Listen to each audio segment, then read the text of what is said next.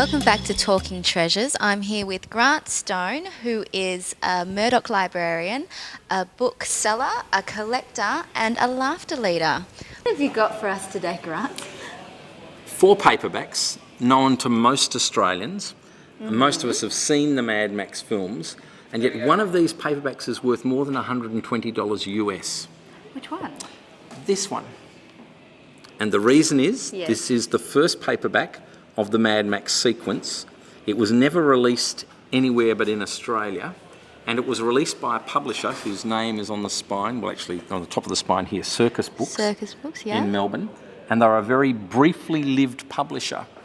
A couple of years in Melbourne and then they collapsed. So the book was made, the book was published and disseminated, the company went broke, and the books disappeared into the morass of gift shops and bookstores and remainder shops, and you could not buy it. You couldn't get it if you're a bookseller. Can I also note that it's got $2.95 on the label? Yeah, good investment. $2.95, buy a truckload, and now you've got a beach house, yes. But unfortunately, none of us got a truckload. A book in very good condition like this is almost a mint condition paperback, is worth that sort of money. And you could sell it to a whole lot of film collectors. Part of the reason that I wanted to talk about paperbacks in relation to film is that we often assume that film and television is the death of reading. But it's a fallacious argument. The more we actually watch television and film, the more we want to learn about it, and we end up buying a book about it. We want to reread the story. We want to relive the scenes that were important to us. And part of that is we relive it in our head if we're reading it, rather than having to get out the DVD and relive it on the big screen. So books themselves have become increased in sales through the agency of television and film because people want to have the tie-in edition of the movie. These 3 books, which are, this one's by Q and QB Books, and this is by QB, these 2 editions are Australian as well, to tie in with the 2nd and 3rd movie. And it wasn't until you get to the 3rd movie that there's an overseas edition. This is a Warner edition of Mad Max, and it's the overseas edition, therefore, of this book. I don't think until you get to Mad Max either that you actually get another common feature of film tie-ins is a set of plates to go with the book. Yeah. And sometimes the difference between the editions of the books is the difference between the size of the set of plates and sometimes whether the plates are in colour or in black and white. Obviously the film was in colour, but you'll notice the plates here are in black and white. If you look at the American edition, you'll probably find they've used the same work, and they have. In fact, it's a much cheaper reproduction of the black and white plates. They're on the paper, unlike the QB edition. And these books were actually written after the movie was released. Yes, so the film script is made. Yeah. The film is actually finished its final edit. Sometimes the book does come out at the same time the film comes out, and you say, how can that be? Well, they look at the rush of the film. And sometimes that makes the film tie-in editions quite interesting because they describe films that in the final sequences that in the final edit are cut out of the film. So you end up with more information in the film tie-in than you do actually on the screen in the book itself. More the director's cut, don't you? Absolutely, more the director's cut. Sometimes too the authors have their own free rein and they invent scenes that aren't in the film, and some people say that's much better than having the original film itself.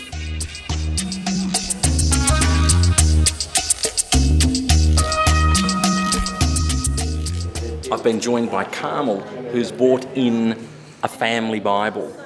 Now, the family Bibles are an interesting genre of books for collectors because you can't have more than 2 or 3 in a house at once before the house starts sinking. And this is doubly interesting in that the form of the binding is trying to pretend that it's all made of wood.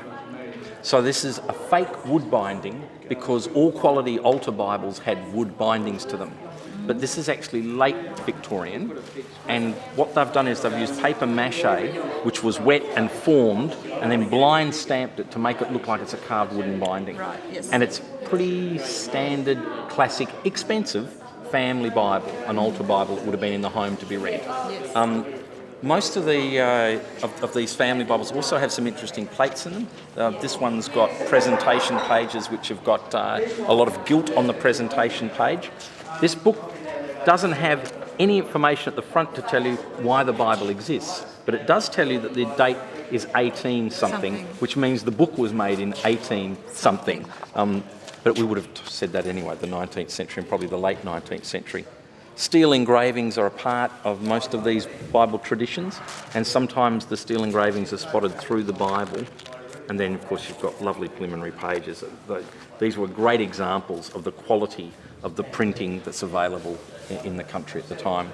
And we've said this is kind of a Victorian Bible. We've got maps in it as part of the preliminaries as well. We've got a history of Ethiopian writing, and yeah, this is nice. This is nice. I'm liking this more and more. It says it's the Catholic Bible Dictionary, and indeed this is a Catholic Bible. I mean, it's a lovely thing to have, let alone have as a Bible within a family. Yes.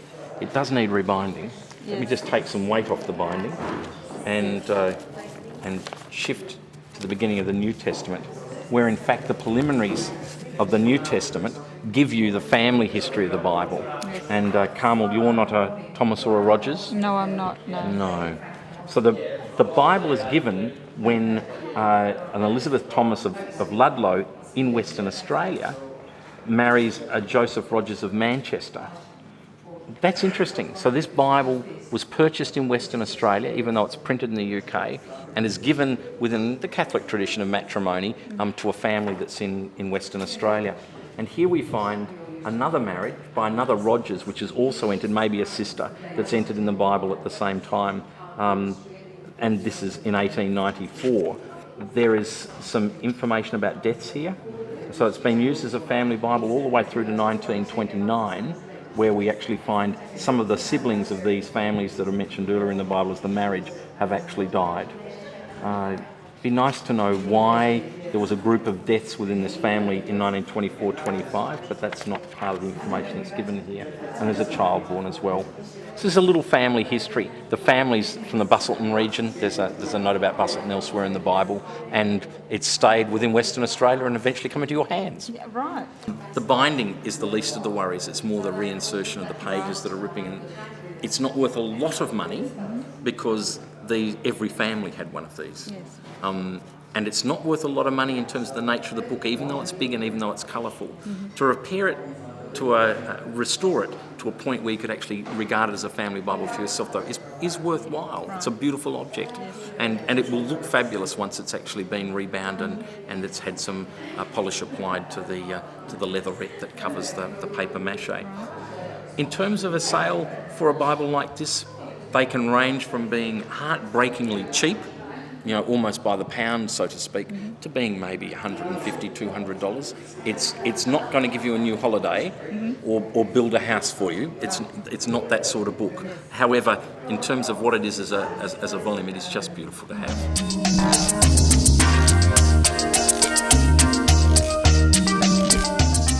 Welcome to Talking Treasures, Bert. I'm Julie Hayes, and you brought me some things to look at today. Yep. What have you brought me? Some gear. Every time we're having a party, this sort of gear comes out, and I've got to clean it up. I know, and it's I've been hard told, be careful, it's expensive. I really would like to find out if it is expensive. These are very nice pieces that you've got here. They're Victorian. They're EPNS, that is electroplated nickel silver. These are very superior quality. On the back here you have a series of what appear to be hallmarks, and they look like the marks that you would normally find on sterling silver. And towards the end of the 19th century, the English used to do that. They wanted to fool you into thinking, or anyone that was looking, thinking that these were sterling silver. But in fact these are not silver hallmarks, but a very close resemblance to one. But they denote that it's plate. At this end of the block it says EP, which is electroplate. Quite aside from that mark there saying it's A1, they're obviously really nice quality. The standard of the engraving is excellent, and it's got beautiful piercing. They're much larger than the average fish servers. Generally speaking, you wouldn't expect a fish server to be much longer than that, and the fork to be representatively shorter. But these are fine, large ones, lots of metal used. They're very, very nice. They probably would have come in a leather case originally, a fitted leather case with a nice plush interior. But these ones seem to be lacking their case at this stage. I'm guessing these were made about 1880.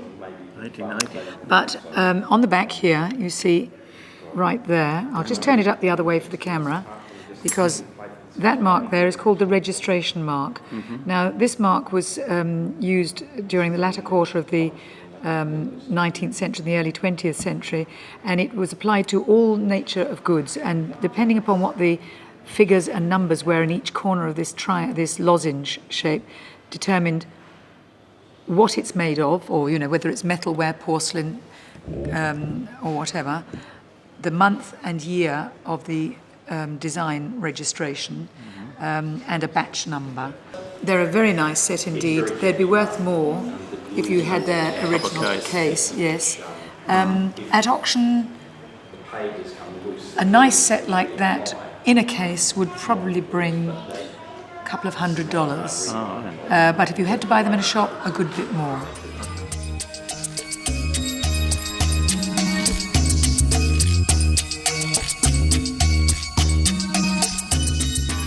You're watching Talking Treasures, and I'm here with Matt Donnelly, one of our experts. And what have you brought in here? I brought in a French glass vase, quite a rare piece as well. It's got the maker's signature of Gallet, and it's a very rare piece, and throughout these books you'll always find they're highlighted as the feature pieces in glass. Probably once in every 3 or 4 years you'll see a piece come up to auction of this quality, and I've owned this for a number of years and received it as a present from my father for helping him out buying overseas some years ago. He was also into auctioneering. Yeah, he's been in the antique trade nearly 30 years now, buying and selling. So yeah, 4 or 5 years of sort of work went in, and which I felt was I was learning. But yeah, he offered me a lovely gift which probably has a value these days of somewhere around about probably $20,000–$25,000. It would definitely command a price of around about £7,000 or £8,000 overseas, and it's not an item that I'd ever sell, but it's just a lovely item that I own, and it's the pinnacle of the in the glass world, and collectors out there that own glass collections have always been dying just to own that one very good quality piece. And so Gallo's the artist. Yeah, it's a French glass maker of Gallet, and it's sort of like a satin finish glass. And yeah, my wife loves elephants, and it just really does match. It's just such a beautiful piece to look at, and it sort of sits in the house. People don't know the value of it, but everybody comments on what a beautiful vase it is. And you know, we rarely use it for a vase of any sort. It's just a decoration piece to look at. But these books are great, like the Carter's Antique Price Guide books. They give you a whole wide range of values on different collecting Australiana and English items throughout anywhere. So, you know, for an $80 or $90 investment, they're a great book to have to help you learn all about antiques. Oh, definitely. Thank you for watching Talking Treasures, a CTV Perth production coming to you from the Rockingham Hotel. Your experts today have been Matt Donnelly for collectibles, Grant Stone for books and toys, Jilly Hayes for jewellery and silverware, and John Stringer for fine arts. Tune in next week and find out some more about the history and the value of the objects that you at home have brought into us.